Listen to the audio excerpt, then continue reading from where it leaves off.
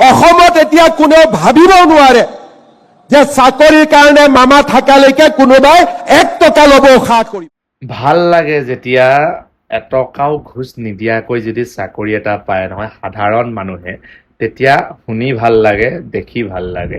আৰু এইটো সক্ষম হৈছে আমাৰ এজন মানুহৰ কাৰণে, যিজন মানুহ হ'ল আমি মৰমতে মামা বুলি মাতো। কিছুমান ক্ষেত্ৰত কেতিয়াবা যদি কওঁ কিবা এটা, কিন্তু এইবোৰ ক্ষেত্ৰত মামাক বহুতেই বেছি ভাল পাওঁ। সাধাৰণ মানুহবোৰেও নিজৰ নিজৰ টেলেণ্ট দেখুৱাই পেলাই চাকৰি সক্ষম কৰিবলৈ সুবিধা পাইছে, চাকৰিত পাইছে, মাষ্টৰী কৰিছে, পুলিচ পাইছে, যিকোনো ধৰণৰ চাকৰি পাইছে। সেইটো হৈছে একমাত্ৰ মুখ্যমন্ত্ৰী, আমাৰ মুখ্যমন্ত্ৰী ছাৰৰ কাৰণেই হৈছে। সেইকাৰণে ক'ব লাগিব, যিটো বস্তু ভাল কাম কৰিছে নহয় সেই ভাল কথাটো ক'ব লাগিব, আৰু যিটো বেয়া হয় নহয় সেই বেয়া কথাটো ক'ম। গতিকে মামাই যিটো আমাৰ এটকা নোহোৱাকৈ চাকৰি দিয়াই আছে ঘোষ নোখোৱাকৈ, সেই বস্তুটো শুনি বহুত ভাল লাগিছে।